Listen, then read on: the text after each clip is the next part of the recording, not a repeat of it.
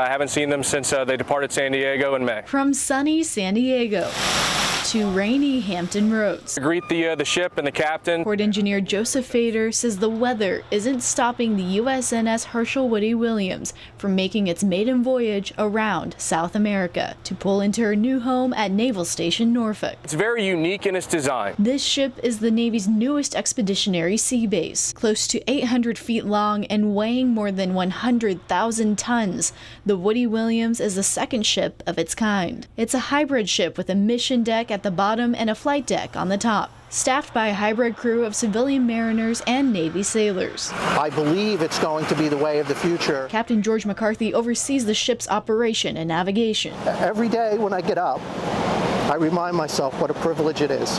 Just a great opportunity to come together and form that team. Lieutenant Commander Corey Rank is in charge of the sailors on the ship. Sailors on a mission, including maritime security operations. It's such an honor to be part of the maiden crew and to be part of the maiden voyage. The ship is named after Hershel Woody Williams, a West Virginia resident and Marine Corps veteran who won a Medal of Honor in the Battle of Iwo Jima. Now at its new home port for a year and expected to go off on a mission at sea from then on. In Norfolk, Megan Shin, 13 News.